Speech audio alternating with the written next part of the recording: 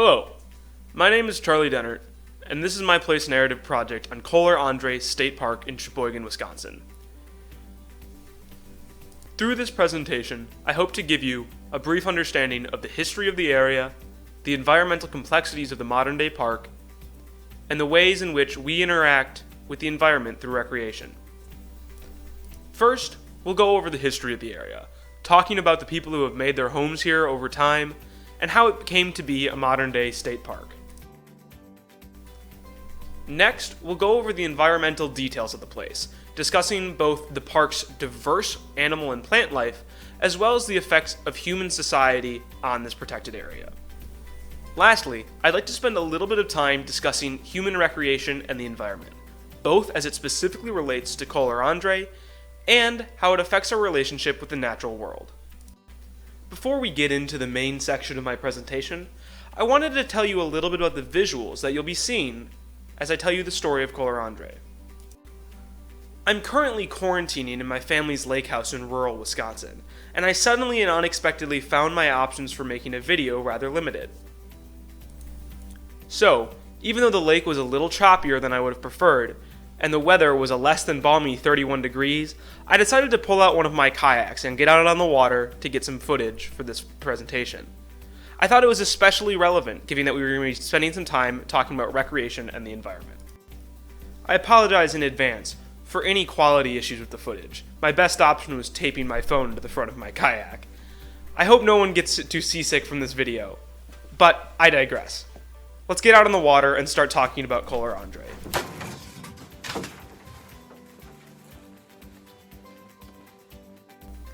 The human history of Kholer-Andrae is as rich and diverse as its environmental makeup.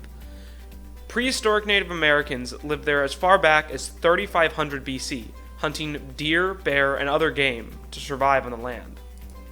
Over time, the area hosted a variety of tribes of Native Americans. The early woodland Indians inhabited the area around 1500 BC, and then, fast forward to 100 BC to 1634 AD, the Hopewell Indians established a presence, being the first tribe known to build elaborate burial mounds, pipes, and ceramic vessels. Then, the effigy mound builders moved into the area, making more elaborate burial mounds, before mysteriously disappearing. Examples of their mounds can actually still be found in the surrounding area. In more recent history, the area has been inhabited by a variety of tribes, including the Chippewa, Menominee, Potawatomi, Ho-Chunk, Ottawa, and Sauk. In 1833, tribes were required to cede all western shores of Lake Michigan to the U.S. government. Though this arrangement required tribes to vacate the area, the Potawatomi actually stayed along the Black River in the area as late as 1877. The Native Americans, however, were not the only ones who spent time in the area. Throughout the late 1600s, a variety of European explorers explored the shores of Lake Michigan. Jean Nicolet was the first known explorer to have visited the area, visiting the Ho-Chunk near Green Bay in 1634. Other notable explorers include Father Jacques Marquette, who explored the western shores of Lake Michigan. Much like other areas of the Great Lakes region, fur trading played a huge role in settling the Kholer-Andrae area. In 1795, Frenchman Jacques Villard visited the area and made a Northwest Fur Company trading post. This company, as well as the American Fur Company, dominated the area's trade until 1868, with furs being transported to Green Bay and Milwaukee along the shore. The success of the fur trade in this region led to further settlement by European families, with the first families moving in the 1840s. They settled there to establish fisheries, sending small boats out onto the lake to fish for lake trout, whitefish, and lake herring.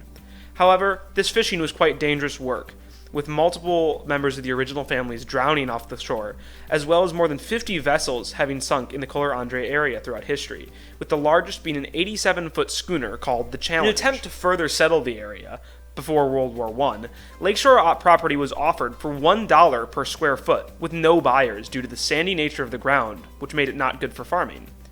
However, with the creation of the automobile, the area became more expensive for luxury living and recreation.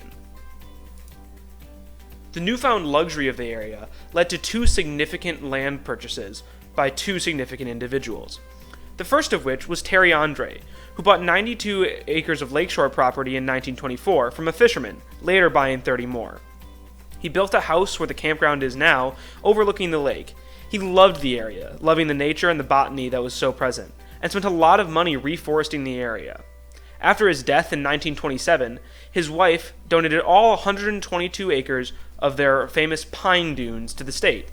The second significant purchase came from the John Michael Kohler Company, which is still one of the largest plumbing manufacturers in the country. In 1966, the state accepted a 280-acre gift from the Kohler Company as a memorial to John Michael Kohler. Following the acquisition of both of these properties, the state purchased an additional 600 acres, leading to a total of 1,000 along the shore. Though they still are two separate properties with adjacent boundaries, the two parks are managed as one unit, leading to the makeup of the modern-day state park. The current ecological makeup of the park consists of more than 150 species of birds living or migrating through the area. Multiple species of fish can be found in Lake Michigan just offshore. Mammals in the park include white-tailed deer, red fox, ground squirrels, muskrats, raccoons, and coyotes. Plants within the park consist of more than 400 species, more than 50 of them being species of tree. With the exception of a special deer hunt that happens once a year for population control, all animals and plant life within the park are protected. It's important to realize that the ecological makeup of an area changes over time.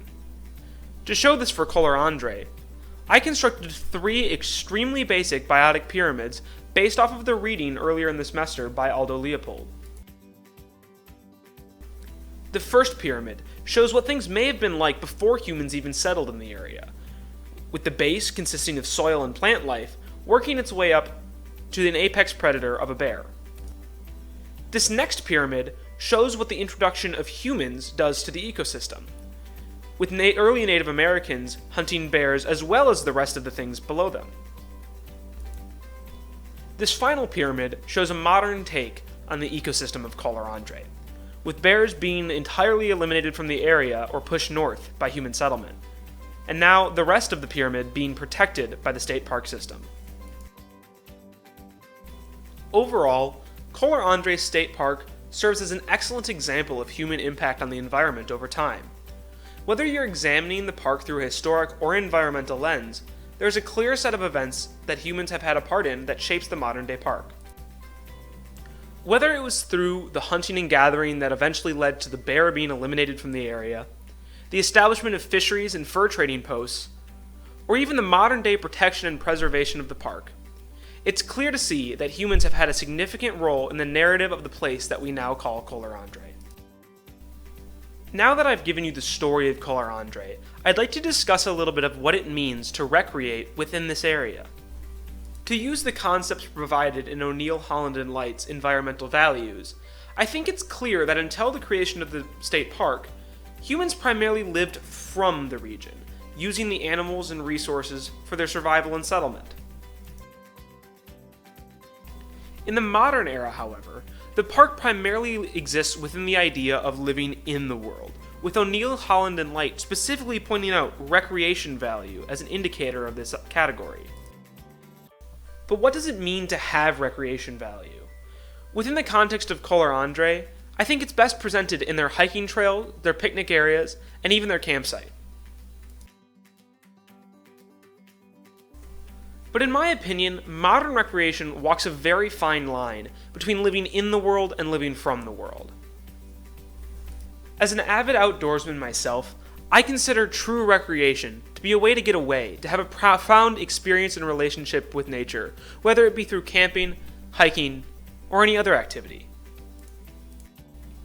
I have to admit, my personal visit to Kholer-Andrae left me feeling a little bit conflicted. While I absolutely support the state park's mission to preserve and protect our natural and historical landmarks, I kind of wonder, what's the price for all of that?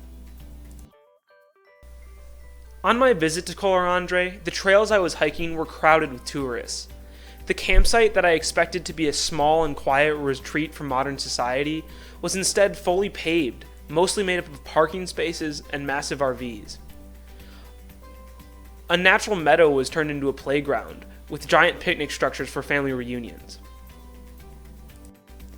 While I understand that to operate as an organization in modern society, the park system has to make money somehow, and I certainly applaud their efforts to get people into the parks.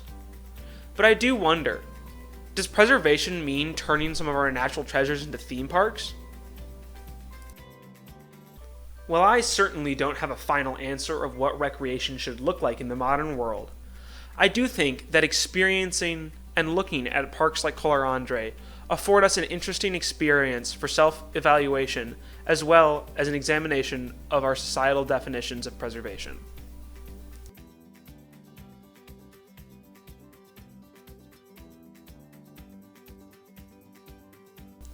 Thanks so much for coming with me on this little trip out onto the water. And thank you so much for listening to my video about Kholer-Andrae, as well as my discussion about recreation in the modern world. If you have any questions, please let me know.